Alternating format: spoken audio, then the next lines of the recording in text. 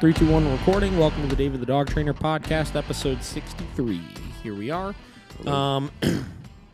Last week we did a pretty cool episode just discussing trainers that I like. Mm-hmm. We have talked about trainers that I don't like. We've talked about things I disagree with very frequently. Mm-hmm. And we're just looking for some refreshing content of trainers that I have enjoyed over the years. Yeah. So we dabbled through some videos by Michael Ellis, big fan of him, obviously. Mm-hmm. Tyler Muto, who's kind of like my mentor when I first started getting into dog training. And at the very end, we kind of transitioned to talking about a guy named Brandon Fouches. Now, Brandon Fouches is a very unknown trainer, I would say. Again, he has 4,000 followers on YouTube, which is a lot, but in the grand scheme of very popular people, it's obviously not very much, right? Yeah. And, I kind of said at the end of the episode, we'll do an episode solely dedicated on him at some point. We're just going to get that out of the way today just to kind of roll off of what we did last time. Mm-hmm. Before we do that, you got anything new, Josh? No. Yes. See, this is the problem again. We always talk about everything downstairs when we come up here. No, had some good meetings this week. A lot of things falling into place. Have another big meeting coming up. I don't think I can really talk about any of this, unfortunately, but, big things coming up. Keep it on the DL. Big things coming soon. Big things. Like when bands used to post on MySpace all the time. Yeah. Big stuff coming. Big stuff coming. Be in our top 8 to find out first. Yeah, find out first. Big things coming for Josh. Follow him on Instagram to find out first. There we go. All right, so we're going to get into some of this Brandon stuff. So Brandon is a very, very... I don't even know if I want to call him a trainer because he's not so much a trainer, right? Like we talked about briefly last time. Brandon Fouches has an opinion on, obedience training as a whole and basically really, really disliking it, right? He thinks a lot of people look to obedience training to solve issues that they may be having with their dog that are not, frankly, dog training issues, right? They're socialization related issues. Yeah. Now, I don't think obedience training is harmful to dogs, but I do think it's misused sometimes from the standpoint of, again, we talk very frequently about we don't use obedience commands to stop dogs from rehearsing certain behaviors. Yeah. We just stop those behaviors or teach the dog to better socialize with their environment. Mm-hmm. And that's what he's getting, at obviously with his opinions and stuff. But I don't think that they're necessarily harmful. So whatever. So what we're going to do is we're going to dig into just some of his videos. Brandon is very known for having a very, I don't know what the word I'm looking for is, God damn it. I used this word the other day. Whatever. A unconventional, we'll say, way of socializing dogs. Yeah. Right? So he has the reason why I started getting into him is because he was one of the few people out there, honestly, one of the only people at the time when I first started getting into his videos a couple years ago, that was getting these massive breakthroughs with really aggressive dogs socially, right? And teaching them how to interact better with other dogs. And a lot of it came down to just kind of the general concept of less is more, right? The less we can do as a human to set up the environment to just be a natural, in the wild kind of social encounter for dogs, typically speaking, the more successful it goes. And Brandon works primarily with aggression and stuff. And, I've had an opportunity to talk to him a little bit in a phone consultation, and a colleague of mine, Tyler, who we talked about last time, did as well. And we were able to kind of share our opinions about him and try a lot of the things he's doing. And there's a lot of stuff I really, really like about what he's doing. A lot of stuff that I don't necessarily agree with from the standpoint of he gets a little too, again, opinionated with you can't do certain things, right? Which I don't think is necessarily realistic for some people. Yeah. So whatever, we're going to start watching some of these videos and seeing what we get. I really have always loved his commentary over top of his socialization, right? So we got 2 good ones right here. We'll start with this one. This one says, Brandon shares insight into a dog with human aggression. Dismiss. This is a beautiful boy that's just come in for being food aggressive to his owners and probably with other dogs. For some more context, Brandon is in the deep Los Angeles area. He's in the rough neighborhoods of Los Angeles. Oh, as you can tell, look at his place is just like a shack, basically. Yeah, right. It's a wild place, and you see as he goes through it, it looks like it's the Wild West of the dog world, But he's out here just making shit happen, I want to see how he does with dogs, and of course I'm going to introduce him to the puppies first. There we go. Let's see what they think about him.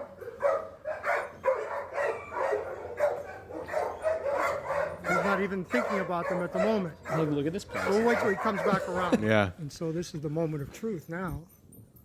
What do we got? What do we got? Okay, the tail is wagging with the body, so we know that's good. These are the most energetic. Just some commentary on some of this kind of stuff. So he talks about tail wagging with the body. So typically speaking, I've always erred on the side of tail wagging is neither good nor bad because it really, in the end of the day, just means arousal, right? So I don't look too deep into tail wagging, but I will say there are some truths to different types of tail wags, right? So, and it all comes off of looking at the natural carriage of the dog's tail, right? So different breeds obviously carry their tails in different ways, right? Like you have dogs like a Malinois, for example, who typically have a pretty straight sloped tail going up this way. You have German Shepherds who have kind of like the low sloped down tail, right? You got Pitties who carry a little bit more neutral of a tail, et cetera, right? So when you look at the carriage of it, typically the more stiff and unnatural that tail is while it's wagging usually is a little bit more of like a tense arousal, right? Or a concerned arousal.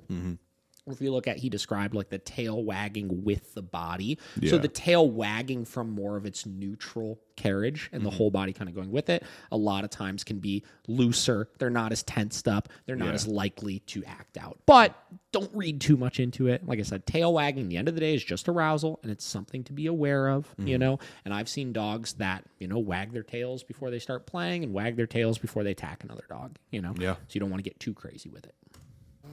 Players that I've got here. There goes Robert. He hasn't seen him yet. Hi, Robert. Let's see, we'll even notice the body language. Oh, there he goes. All right. So he's going to be able to double time. Okay, there goes Robert. He's in to see who he is, what it's all about. 3-on-1.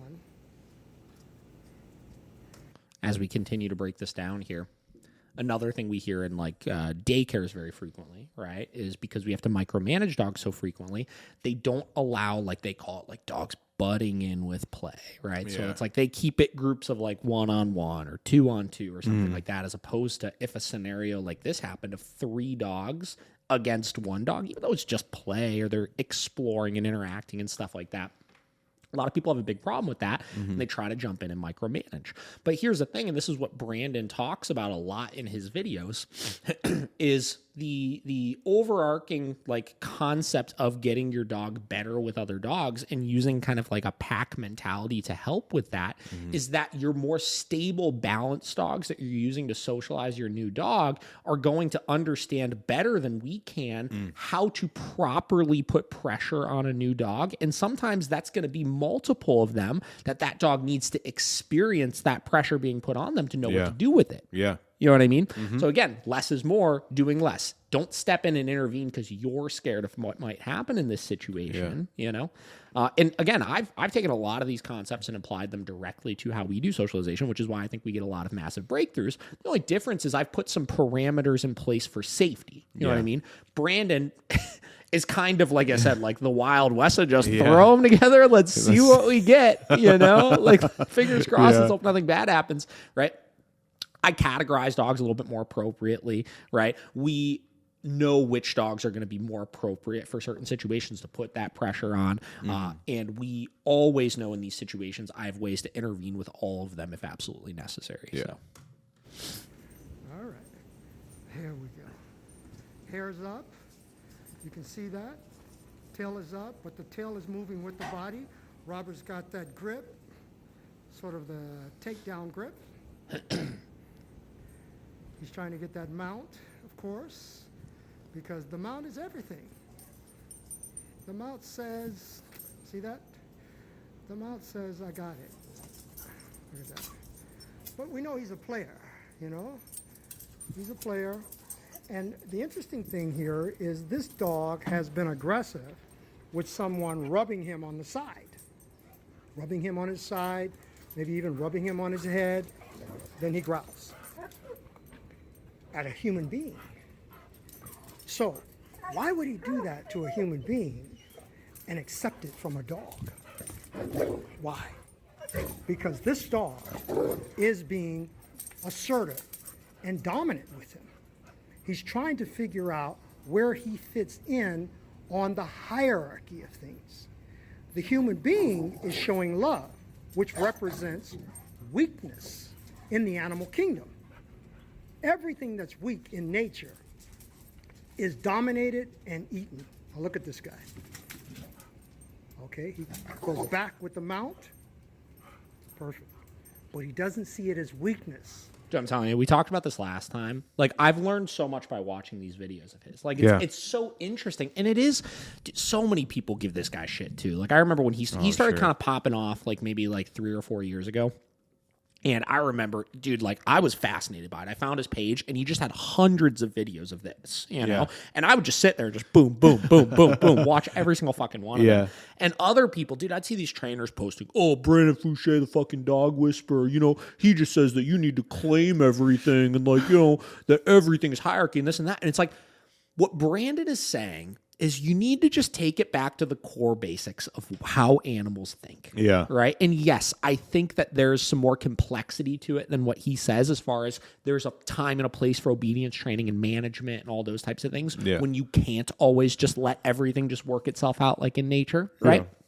But the core principle he's trying to get across here is just understanding the socialization and understanding how the dog is perceiving things, right? Look at, again, what he said just a minute ago in regards to why would this dog growl at people when they're doing a certain thing, right? But not at other dogs, right? In these types of situations.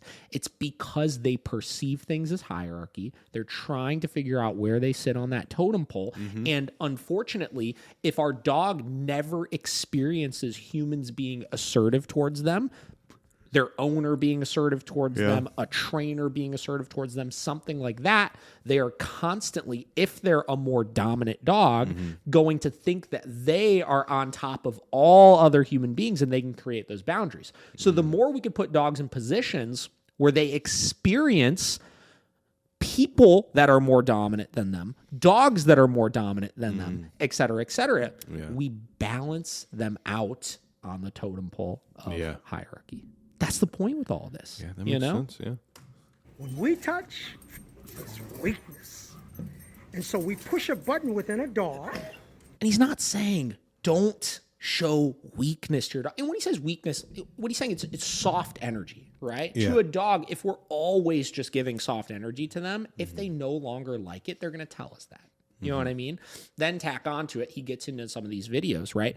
We invade dogs' space before we provide that soft energy, which is to them perceived as a very dominant act. Then we do something that represents weakness, which puts them even more in a position to then try to check us from that, right? So he's not saying don't pet your dog. He's just saying you have to balance it out. You have to make sure they understand where they sit with things. That has been raised to feel that human beings are weak.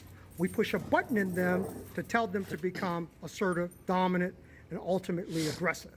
And then all it takes is a touch, a paw, so to speak, your hand on his back to set him off. Because a paw on his back or a hand on his back is the act of dominance. But we, as human beings, never fall through. We never follow through. And because we don't follow through, then to the dog, we must mean something else. You see? We must mean something else. But this is a battle of physical wits and physical maneuvers to show who's got the skills. And they do it in a dominant way. Doesn't this look dominant? Isn't Robert being dominant? Isn't this little guy being dominant with him? Testing him, challenging him. Look at front, back, 3 sides flat. This guy says, hey, I don't want to be dominated. See how he kind of pushed back? That's what he has learned to do to humans. But it's... Dude, come on. Like, guys, he knows what the fuck he's talking about. You know, like, that's it, right? He's learned because he was talking about the follow through, right? It's not a problem that our dog displays that they're uncomfortable. The problem is that we respond to that, right? When our dog tells us, the owner, I don't like what you're doing. And we say, okay, sorry, buddy. Oops. Every time we do that, because we're so averse to putting any sort of stress on a dog, we reinforce that unstable, dominant state of mind that they're in. Yep. God damn. Much quicker. It's more of a disciplined bite, where here he's only growling, but even in the growl, this guy does not back up. He believes that he is more dominant. He's talking about Robert. He doesn't back, he follows through. And in this play that we call dogs playing, as I say many times, that this is really just two dogs trying to determine who is more dominant than the other without actually fighting. You see how he comes back on him? That's all this is. This is a mock fight. A battle of physical and mental wits to find out who's more dominant. As you can see, the one that's running in nature is always weaker. The one that's creating the retreat is always dominant. So they have established who is more dominant than the other through what we call play. Now, just imagine if we were to put ourselves in this situation. It looks much, much different.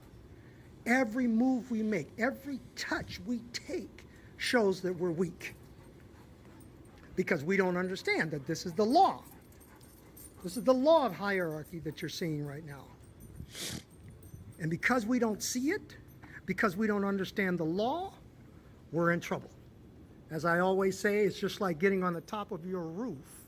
And if you don't understand the law of gravity and you jump thinking that you're going to go up, you got some problems to deal with. Same thing with the dogs. I'm trying to teach people how to look at why we end up giving our dogs away, why we end up having a problem with an animal that is supposed to enhance our lives, is enhancing our misery, because we are lying to our dogs. We are making them feel something that we don't want them to feel.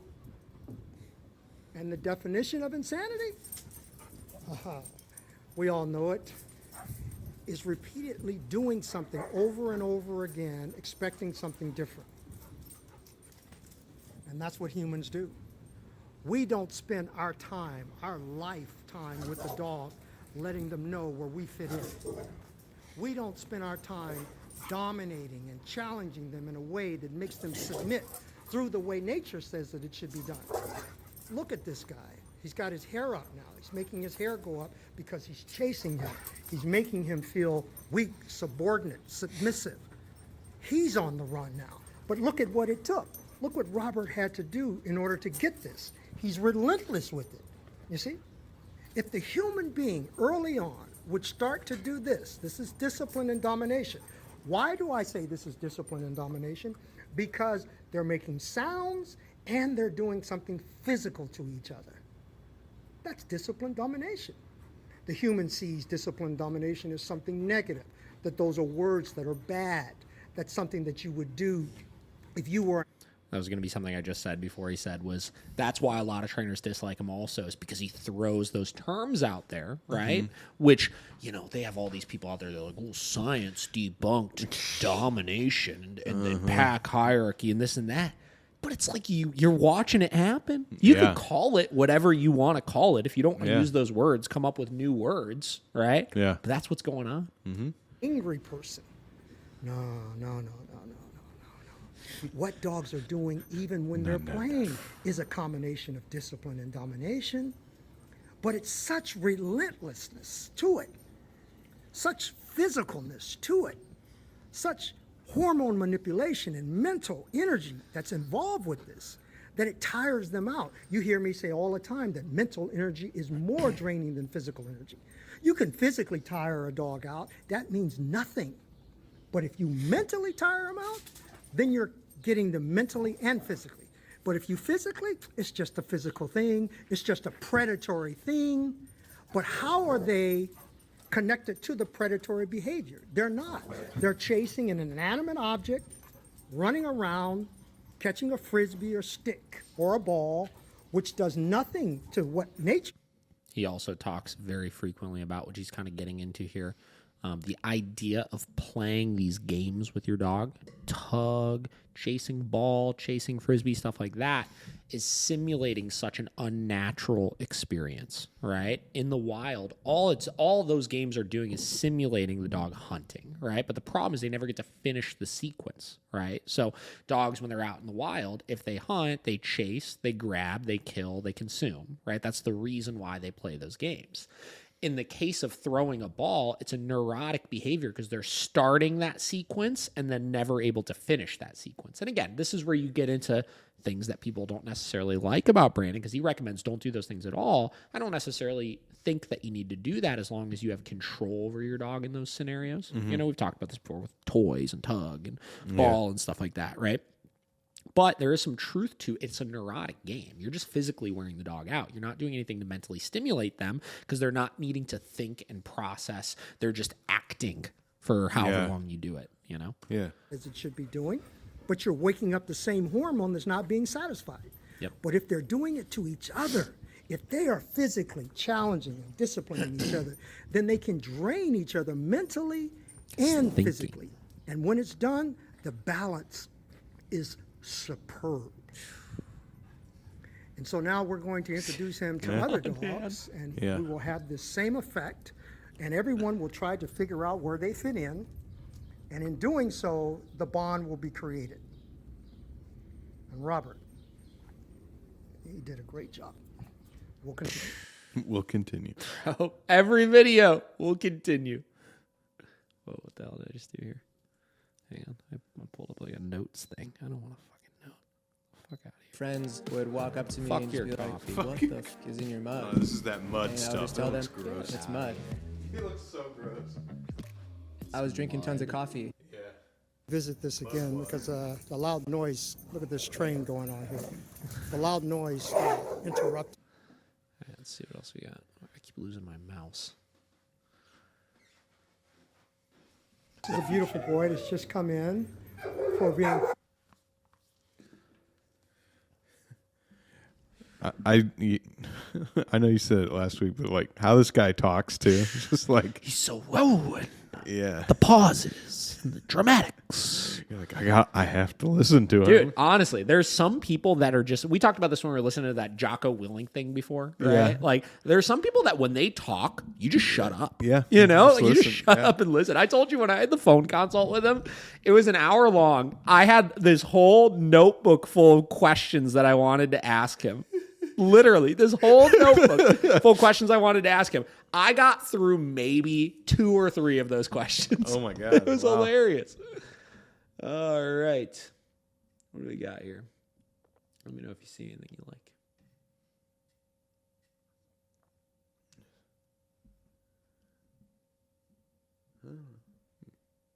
Is there a Michael Let's go Ellis? to his page. Brandon No, we just got to go to his page. Someone asked me why. There he is, The man. Fouche way. Here, let's go to most popular.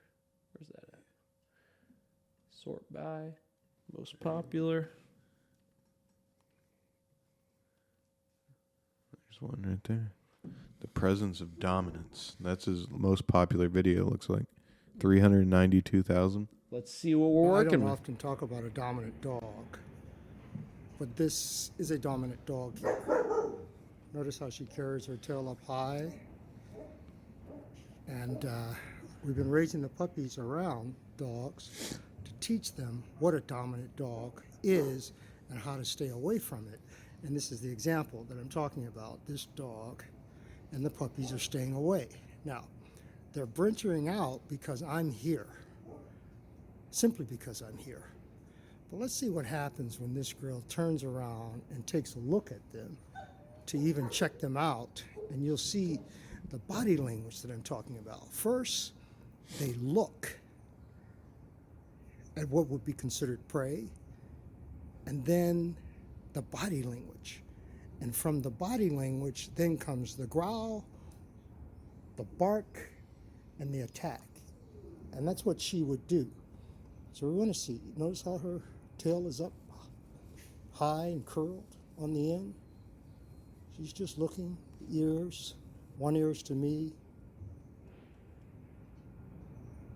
At At the moment, both ears are back, listening to me. But she's separated herself with this barrier here because she wants nothing to do with it. This is her personality. This is this dog's personality. She's a strong, dominant personality. And that's why she gets along well with my dominant male. And I have them together constantly, 24 hours. He's here now watching, actually prancing back and forth like a caged wild animal. It's one of his that he dogs. is. It's like a You fucking see him wolf. there? Yeah, dude. He's just waiting to get out. See how he goes back. Look at that. Like, Back. Yeah. terrifying. I know. Can you imagine walking into somebody's house and seeing that thing? Yeah. It's literally like a wolf dog. Yeah. And just that, like, stalking back and I forth. know. God damn. It's like, give me my woman. And so let's see if I start walking with this girl. Follow me, and let's see what the puppies do. She's following very slowly. And the puppies, of course, are just following me. This girl's got both her eyes, the attention, her ears are focused on this girl here. And she's kind of standing her distance because she's saying, hey, I don't want anything to do with you. So as I walk, the puppies will walk. They don't want to be near this girl because they know. You see the look in their eyes? It's like, oh my gosh, it's a deer in headlights. All of them. They know what's happening. And that's what they should do. Follow me. We're going to let this beautiful boy out.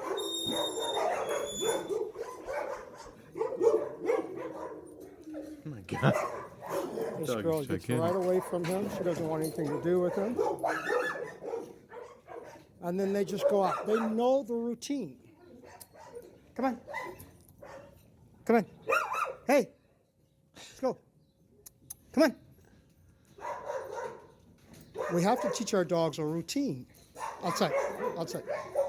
No matter how dominant, assertive, aggressive they are, they must know the body language.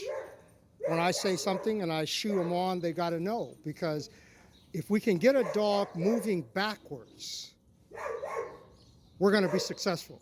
But a dog that continues going forward in spite of what we want, opposition, is that we've got to stand our ground and send them on.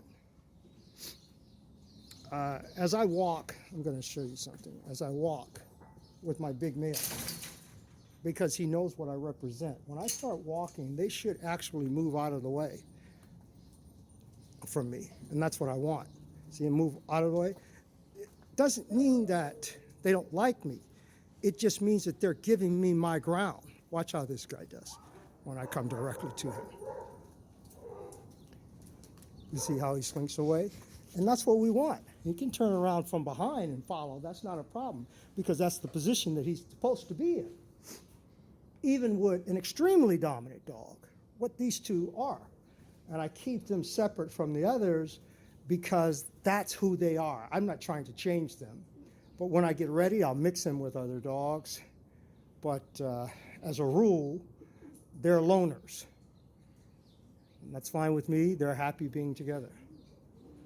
We'll continue. That was pretty fucking good, though. I think I can. I think I can. What else we got here? Come on.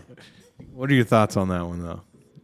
Yeah, I guess I didn't really get... So here's the thing, right? This is where you get into the controversy of Brandon Fouches, right? Like, he's talking a lot about these concepts of dominance, right? Yeah. And he's talking about how animals respond to dominant personalities, right? Typically speaking, if you look at true dominant dogs, a lot of people look at as a dominant dog as like the intense player, you know, or the one that's constantly poking everybody's buttons and stuff like that. That's not true, man. No. The most dominant dogs I've ever seen are not the ones that you go to their front door and they're freaking out at the front door because an intruder's there. I remember I've told the story before.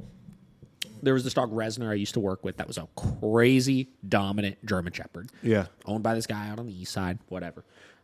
Dog was like 6 or 7 years old, and he was He was a bad motherfucker, this dog, dude. He was a tough cookie, that's for sure. And the first time I ever went to the guy's house, we were going to, I don't even remember what we were going to do, a lesson, or I had to pick the dogs up for something or something like that. Mm-hmm. And I walk to the front door and I knock on the front door, and I'm fully expecting this dog to just light up at the front door and just freak out. Because, like, this dog didn't have a ton of training on him. The guy didn't really have much control over the dog and stuff like that. And, dude, I knocked on that door, not a freaking peep. I walk in the door. Resner's just lounging in the corner. He just looks at me. And that's it. And I walked in and I was just like, shit. Like that moment right there kind of opened my eyes up to the most dominant of dogs don't need to prove themselves constantly to people. Yeah. They just know it to be true. You know what I mean? Yeah. And that's what he's getting at with that video, right? Yeah. Those two dogs he was discussing. They are very dominant dogs, and they choose to do their own thing. They don't have to prove it to the younger dogs, but the other dogs know it as well, which is why they were keeping their distance, right? Which is why they were like, I'm just going to stay away from this because this is a lot of energy over here. Yeah. You know what I mean? And then he ultimately said, right, through this video, humans still have to be on the top of that totem pole. Yeah. Right? We don't like to talk about dominance. We don't like to talk about, quote unquote, dominating our dog, right? Or getting our dog to be, quote unquote, scared of us or anything like that. It's not about that. But he said you have to, if you own a very dominant dog, or any dog, frankly, you have to have a presence with your dog of being more superior to them, right? If you are not able to, he uses the term hormonally manipulate them, right? Which basically the point he's getting across is you could internally make them feel completely different ways through what you're doing with or to them. You know what I mean? If you don't have the ability to really capture that personality and bring it down a little bit with your dog, you're shit out of luck. And that's why he said in that video we watched last time, this Zeus, are you an alpha to your dog, right? He said most people think of being an alpha to your dog or being dominant over your dog as the dog responding to commands. That's not the case, right? Dogs that I've seen plenty of dogs that respond to commands perfectly fine because they're avoiding a correction or because they want to get a reward from the owner and they listen very well, right? But ultimately the owner still doesn't have a presence with the dog. Right? It's still on the dog's terms to some extent. Right? Which is why he doesn't want to get it clouded. I see. You know what I mean? So it's good. I mean, this is stuff that, these are conversations people should internally have with themselves when they're dealing with especially difficult dogs. Especially if you got dogs that have aggression issues and stuff like that. We want to ignore this concept that our dog needs to understand that we are in charge. You know? Yeah. I think he did a wonderful job of like showing the puppies and then being afraid of the female and then bringing the male out and then showing they respect him to get out of his way or whatever. You don't really hear anyone ever talk about nobody talks about that. He is the only person that's getting into this kind of stuff, you know? And he's the thing too about people like him, he doesn't want to be in the limelight. You know what I mean? And it's kind of frustrating because I told you, like, I would love, you know, like somebody like this is somebody that, like, God, would love to go shadow with them or experience more of this stuff firsthand. You know, and I think I've learned so much through his videos, you know, and I've been able to successfully implement so much of it. And, you know, this is why I say not to like toot our own horn, but like there's not really anybody that I know of aside from a very small select few people that are doing the type of socialization that we're even doing, you know, because we've applied so many of these types of concepts, right? And just really looked at things as more of like a natural progression for the dogs. So what else you got here? Let's kind of, we'll just keep rolling through. What do we got here? This is the world's first reusable cotton swab. That's weird. It can remove up to 10 times more earwax. That's weird. Oh, I've seen this one. What is that muzzle?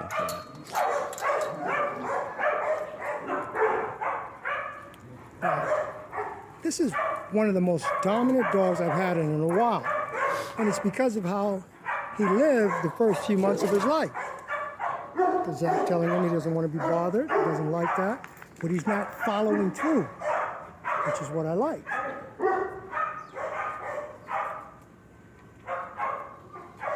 This dog, in the developmental phases of his life, during the socialization phase, learned to see life from an aggressive mindset.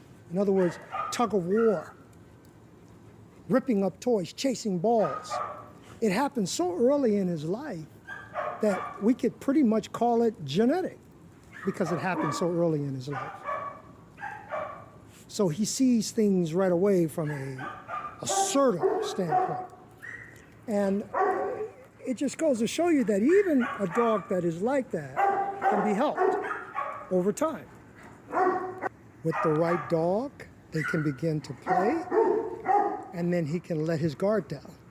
But it's going to take the right dog, just like it takes the right person.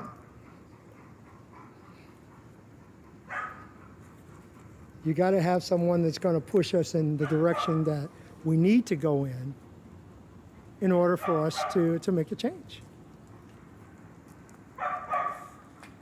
Now he's acting a little fearful, Zach, and so he's drawing attention to himself. So it's probably now time to take him in, put him in, because he's saying, hey man, I'm ready, this is done, this is not fun anymore. And I'm not doing anything negative, he's saying. So allow me to go in. Well, look at this guy. He's so emotionally in tune to that. So I'm going to let Zach in quickly.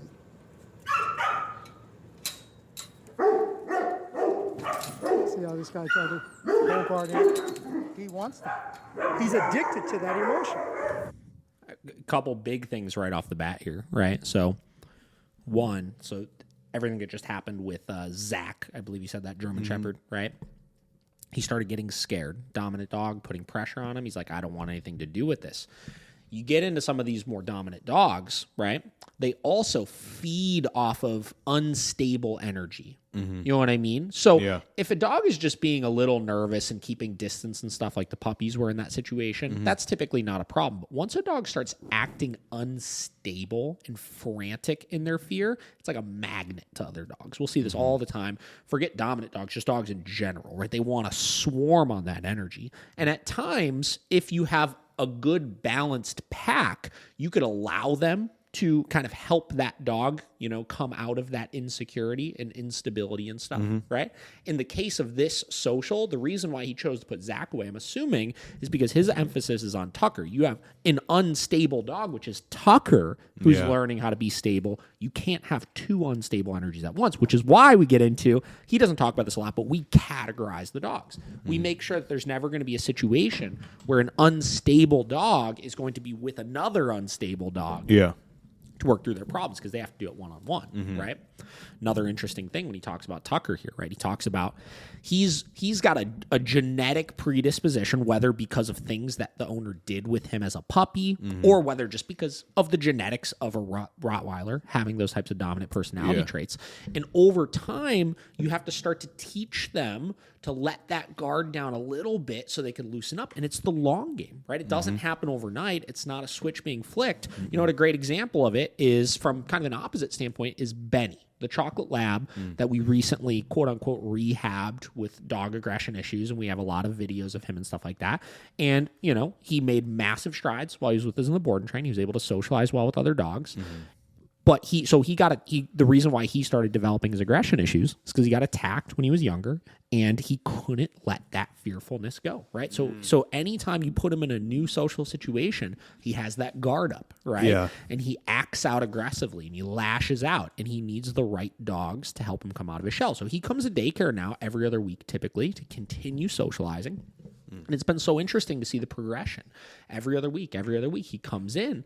And same deal. As we're introducing to new dogs, we always start off with the muzzle to let him kind of get some of his energy and stuff out of his system. Yeah. And it always progresses to play now at this point. Like we posted a story of him yesterday, because he was in yesterday, where we got the right dogs out with him and he started socializing and playing and stuff. And we're seeing that guard become smaller and smaller and smaller every time he comes back in for the social. And we're playing the long game with him. And then in addition to that, the owner is starting to socialize him on her own with other dogs. And we're helping him to view the world differently. You know what I mean? Because that's what we need to do. And that's going to take a while, you know? We've set in place the building blocks, and we got past the initial big hurdle that was inhibiting her ability to even try to do it, was inhibiting his ability to even try to develop a relationship with another dog.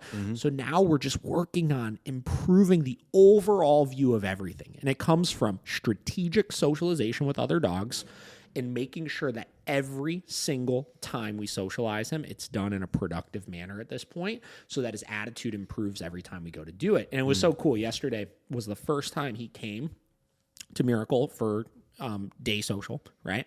And he came in, and it was funny. Like, Paige and I even looked at each other when he came in. He was like in a good mood. His tail was wagging. He kind of ran over to the gate, like where the dogs were, like sniffing and stuff. You know, like he's starting to view things differently. You know, the owner even said out on the walk when he sees other dogs, it's not this like tense concern thing. Like, he's starting to get excited when he sees other dogs because we're helping shift the overall state of mind. Yeah. You know, and again, that's an opposite standpoint because his is coming from a lot of fear where his is coming from a lot of dominance, but it's the same process either way of teaching them to view things differently. Yep.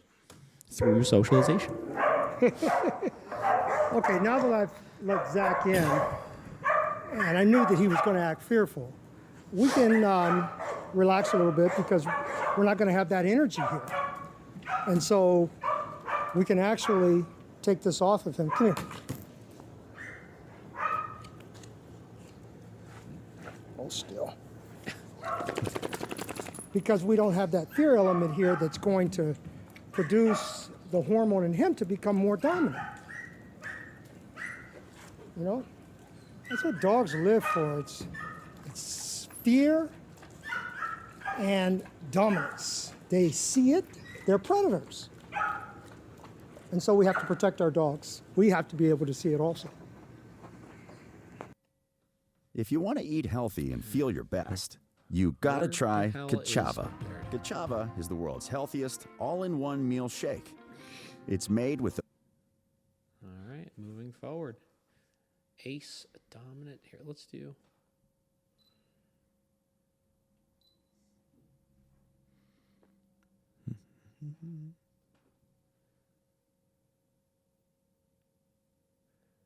How we as an owner can create unwanted behaviors.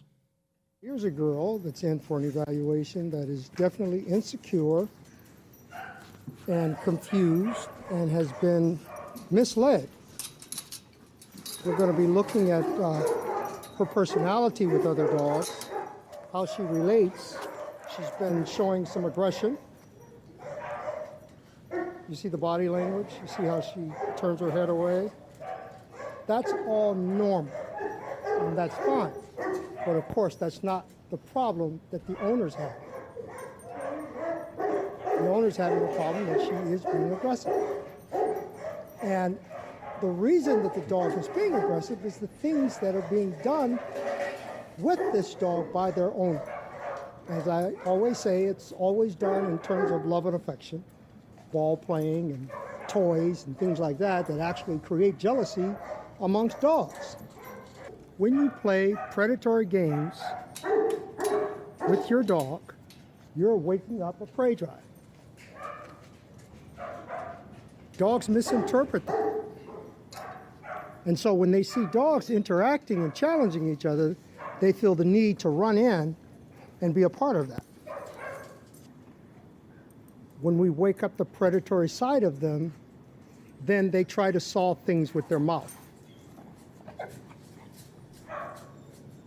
Look at the hair up on the blue pits. She's sensing her feelings. You see? And so they very calculatingly walk past each other, smell each other in certain areas, to try to size each other up.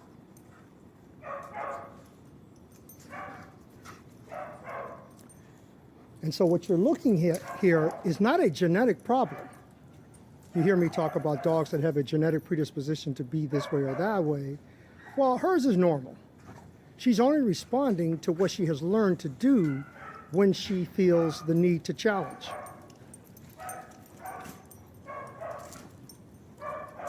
Or possibly when she is challenged. So let's see what happens here. Okay. Will she play, or will she see this as something aggressive? This is what we're getting ready to find out.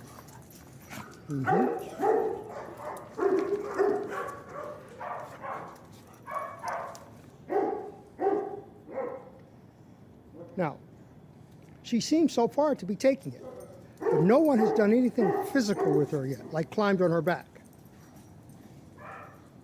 That hasn't happened.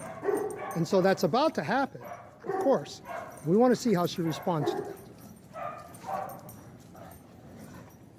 Bruce. Okay, there we go. What does that mean? She's stalking. Bruce. This is very interesting because we want to see what's the outcome here with her. She hasn't played yet, and she should be playing by now. So why hasn't she?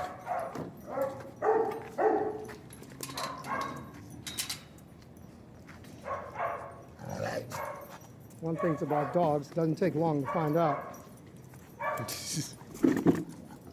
Come on. Peepers.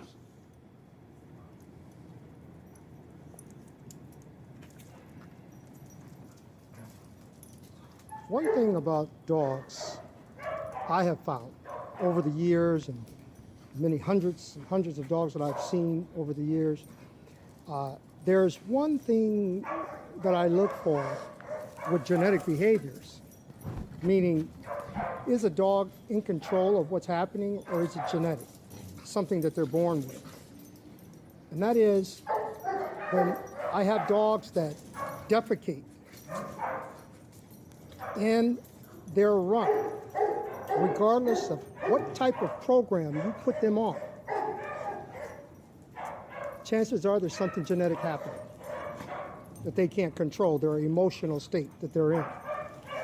And so, in saying that, when dogs urinate and defecate, it's not necessarily because they have to, because they've just eaten, but that it is an emotional thing that takes place with them. I'm not saying that this is what's happening with this girl, because she has not done that. But I'm saying with dogs that generally have behavioral problems that I've found revolve around aggression. When they can't control their bowel movement, even though they're on a program, then we can pretty much say there's something genetic that's happening. To help interpret that, basically what he's discussing is you'll see some dogs that when they get into fearful states of mind, they'll literally lose control of their bowels, right? We've had a lot of dogs before that. Session 1, let's say, right? We haven't even done anything with the dog yet, but I grab their leash and I go to pet them, and they'll literally take a crap on the floor, you know? And it's like, when you get into that level of fear and non-control of the body, right? You're typically dealing with a genetic behavior at that point, right? He's just kind of taking a long about way of saying that. Now, one thing, so he talked about first 5 minutes of this video or so, right? He's discussing the concept of, again, the toys, the games we play, and what we're unintentionally teaching the dog. And this kind of goes hand in hand with the video we watched last time where Michael Ellis was talking about dogs you should or shouldn't protection train, right? It's the same concept, right? Michael Ellis described it as dogs that have a predisposition to being really fearful and are trying to learn to retreat, right? If you're teaching them to bite in those fearful states of mind, or you're teaching them to bite in general, what's going to happen is they're going to start to add that into their toolbox of something that they could do that makes another person go away, right?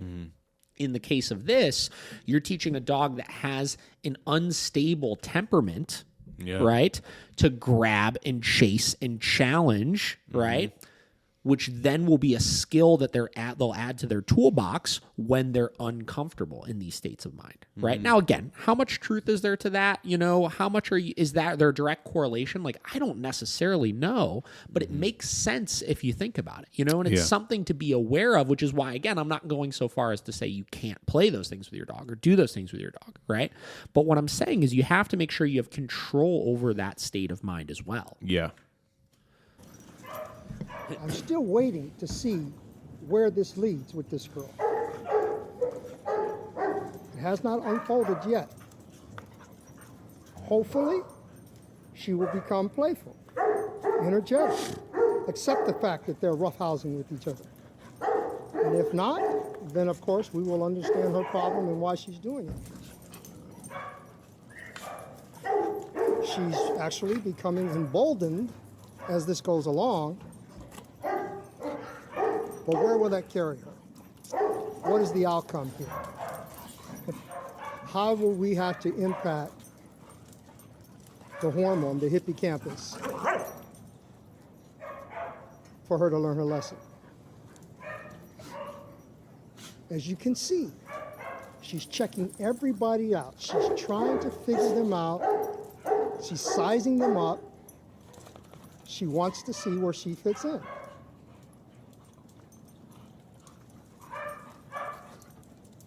So she's really interested in the more energetic dogs. Hyper, popping around, jumping, flinching. That's what she's excited about because, of course, it's a dog that plays with balls.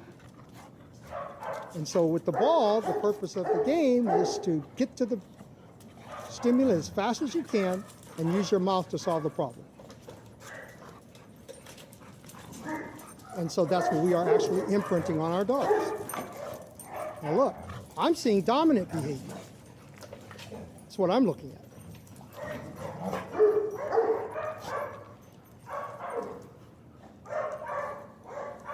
Okay, it's going to take her a little more to become more comfortable, a bit more comfortable to do what it is that she does.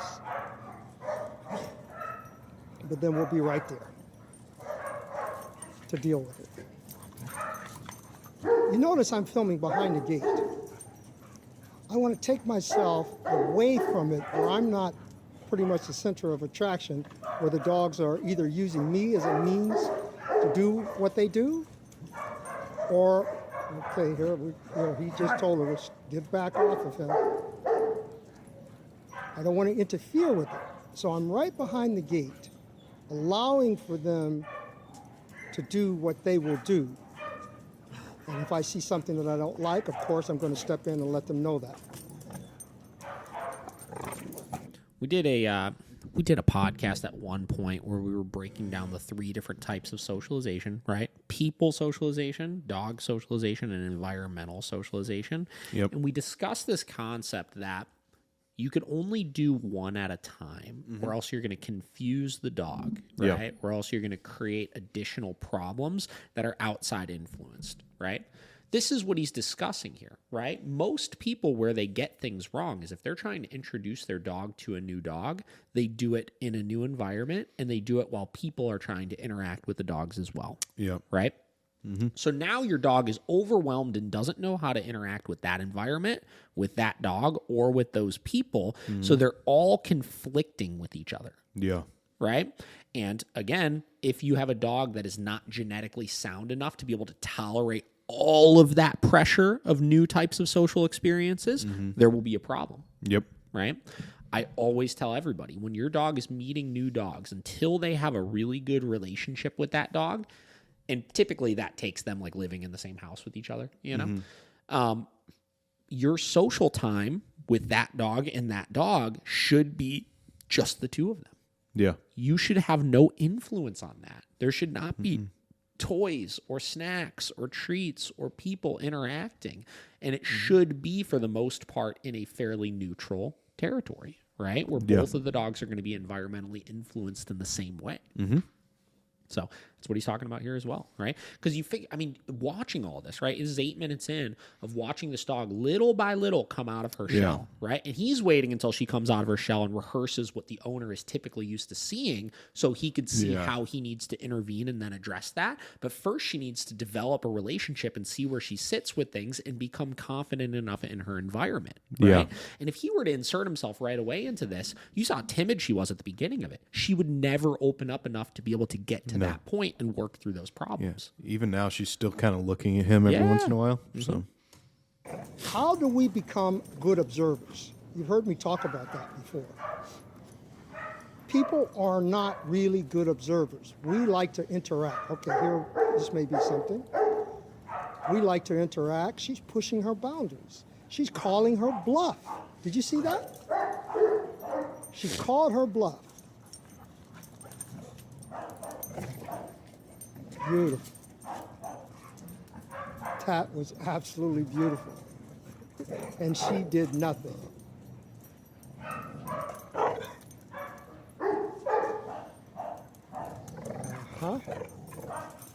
Oh, okay, there we go. You see the butt. This is the problem with some dogs.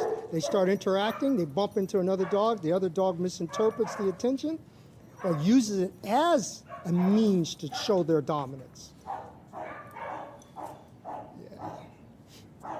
This is her problem. This comes from improperly disciplining and dominating your dog. That's why she acts like this. If you discipline or dominate your dog physically, take your hands and pin them, which is called the alpha roll, and you do it in a way that the dog did not submit, but you force it into submission, then it has a problem when other dogs bump into it or climb on its back. To clarify, he's not recommending doing that. What he's saying is when you try to do those things, because it's been preached out there, and you do it improperly in a way where the dog does not actually submit, because that's really like when you're doing that, what you're trying to accomplish. And listen, like, forget it. You know, like it's not something we recommend doing by any means, right? He said you're actually creating a more combative dog. You're creating a dog that when that much physical pressure is put on them, they react to that. They try to fight back because they haven't learned how to submit to that pressure. Yeah. Oh, I don't know if you're getting what I'm saying, but look, dogs are very, very sensitive, and the things that you do with the imprint on them, behaviors that you may not realize you're doing, and then eventually you end up paying the costs, and of course, ultimately the dog does, because of your misinformation. All right, we'll continue. All right, let's get one more here. Let's get one more. What do you think? Consequence therapy, list of no-nos, play, determine who's more dominant, energy can be your enemy, brain toxic process of putting dogs together. How about that one? Sure. And I definitely get what he was saying there. Like, I feel like a lot of people, you know, they don't ever really think about dogs remembering or, you know, taking what happened to them and that affecting them in the long run. You know, they think, oh, the dog will forget in 30 seconds or whatever. Like, they don't have that memory, but that they obviously do. Well, that's an interesting conversation because I don't think that they dwell on the past from the standpoint of they're thinking about that entire scenario that happened, right?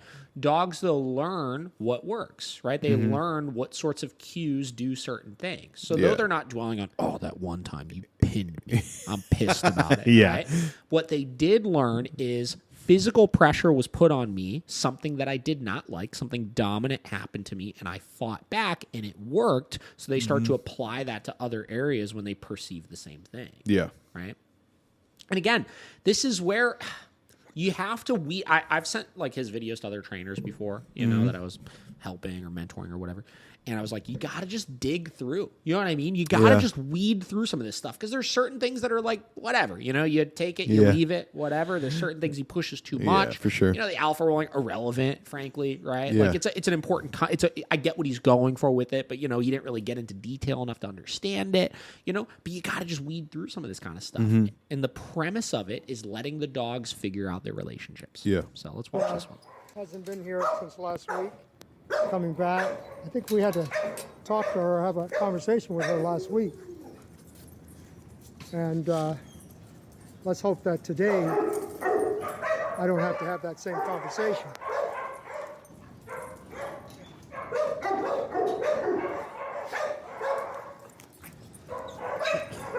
Everyone's checking her out, of course, that's normal. Tail is tucked, see the fear? This may cause her to snap. It's getting the fearful energy in all of the dogs like a magnet to it. But because his emphasis is on this dog, he can allow that to happen because he needs these dogs to put pressure on that unstable energy to help it come out of its shell. And if it's too much, then, of course, we're going to have to get on her. Every morning that I wake, there is a potential. And so I have a little conversation with myself. I say, self, there's always a potential. And she's trying to protect herself. And in doing so, it gives myself the ability to, come on, help her out, the ability to offset a lot of problems that could take place because I'm mentally prepared for what could happen. It's always about being mentally prepared. I think we all are physically prepared because we'll do what has to happen, take place, but mentally is where our weaknesses are. Okay? Hey, we're gonna eat. What's up, big boy? Okay, guys, let's eat. There's knots and riggins. This morning, Riggins doesn't usually get a chance to see these guys, and Knots doesn't get a chance to see these guys, but today he does.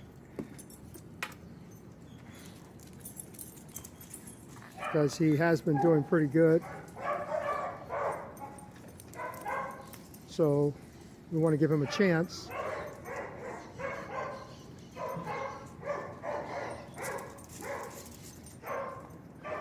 To show that he's going to be okay. It's important to give them this chance. This physical activity, as I told you before, creates the balance within the pet. We'll continue. And I think he's happy for the opportunity. One ear to me, one ear to the steering. That's what it's all about, man.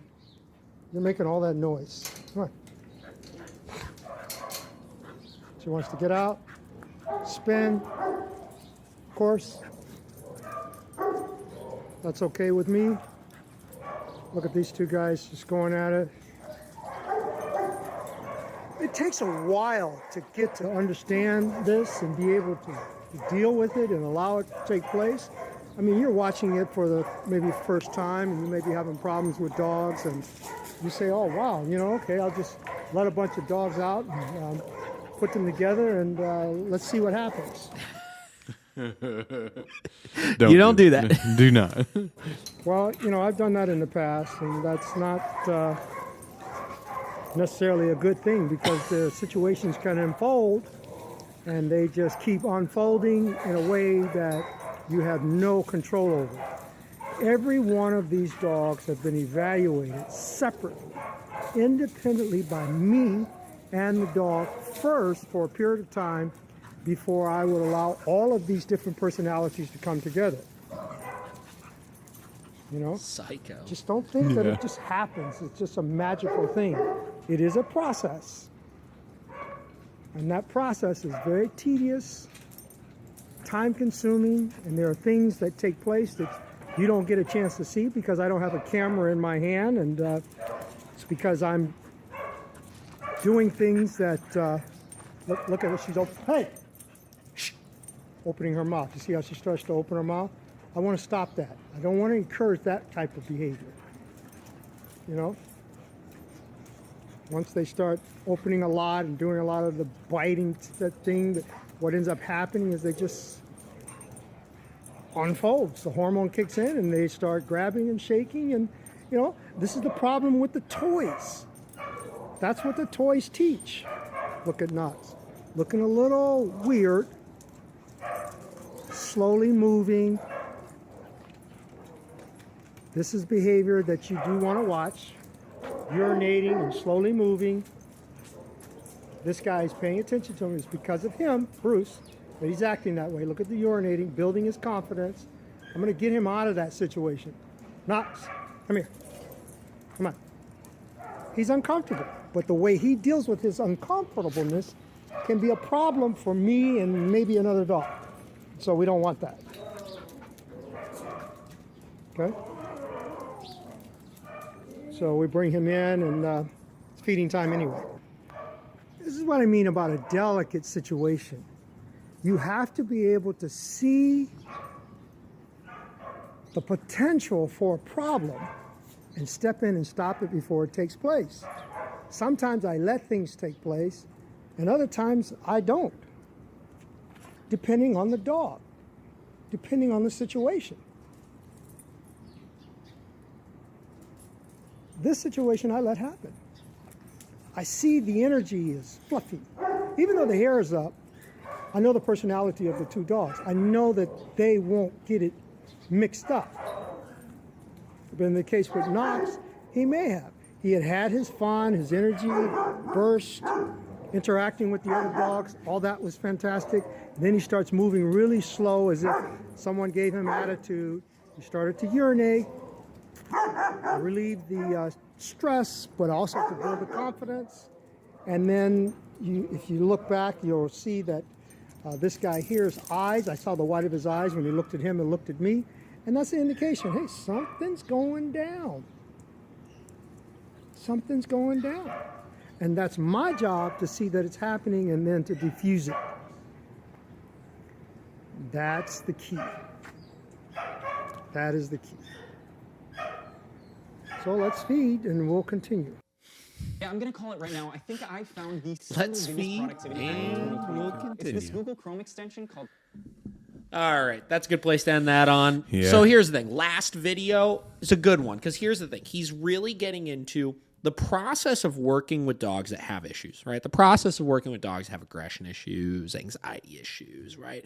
Issues that you're not going to quote-unquote fix, right? Yeah. Everything comes down to just understanding the dog and knowing what to look for and preventing altercations or, improper interactions from happening, right? Now, again, where are things that I do slightly different than him, right? We add in obedience training because there's times and places and there's situations where we need to be able to micromanage our dogs a little bit more, right? Yeah. Our dogs can't, unfortunately, interact with everything that they see, right? So I need to make sure that I have enough control over them to ask them to do clear things to show them the time and the place for those types of things. Other things, right? The play side of things, right? I do agree with him to an extent with it, right? I think that it's something to be aware of, and it's something to understand if you're having a lot of problems with your dogs, right? Maybe by incorporating too much of those games, right, without enough control, you could possibly be teaching your dog to challenge and combat and use their mouth in inappropriate ways, right? Yeah. Do I think you have to mix them all together? No. I think if you're properly training your dog and incorporating those things at the same time, it's not going to be so much of a problem, right? Socialization related stuff. A lot of the micromanaging he talked about at the end there where he needed to diffuse situations and this and that. Yeah. Comes from him putting too many dogs that have a history of problems together with each other, right? So he has to go in and micromanage to some extent, where like he talked about in some situations in smaller groups, he lets other things play out more. And it just depends on the group he's socializing at that given moment. I choose to, when I'm doing this kind of stuff, like he talked about, extensively evaluate a particular dog so I could really understand them to the fullest, right?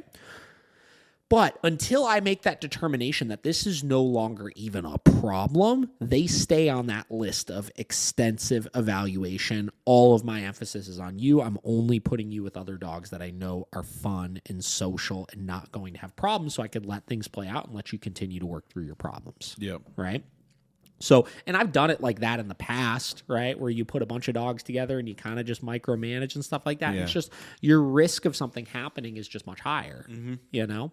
So those are the things that I've learned from this. Those are the things that I've kind of incorporated from this. Obviously, there's so much more to talk about with it. You know, I highly recommend anybody that's listening to this that is a dog trainer, spend some time on his page, watch his videos, ask questions, be humble enough to understand that just because that is so different than what's being preached out there in the dog world as far as socialization and stuff doesn't mean that it's incorrect. And frankly, another thing that I found interesting when Tyler and I were talking to him and getting a lot of information was I went on like his Yelp page and stuff.